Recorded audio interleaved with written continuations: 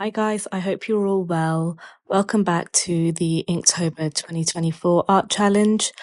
For prompt 11, I'm doing a little sketch of my Maltesers chocolate that I had on hand.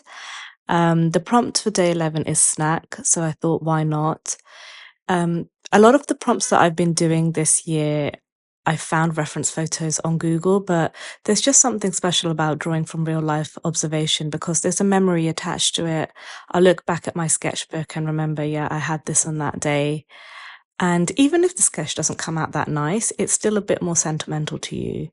So I did the light pencil sketch first, as usual, then going over it with my Sailor Fude fountain pen, and then just adding some detailing to the packaging. The shape, the basic form is quite simple. It's a rectangle, but I'm trying to make it look a bit more 3D.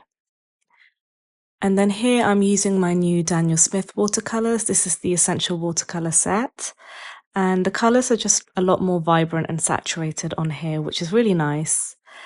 And yeah, the main colors are just red and a little bit of yellow.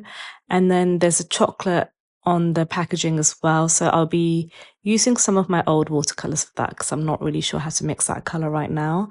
I am working on my color mixing skills. But yeah, I'm just going in, adding the shadows, adding more depth as well.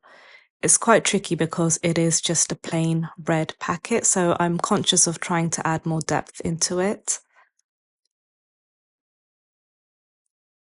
Deepening the shadows.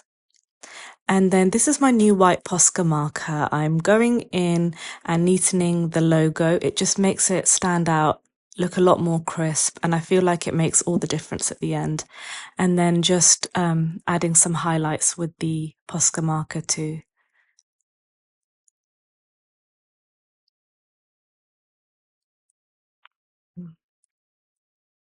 And then I'm writing down it's my first time using these new watercolors.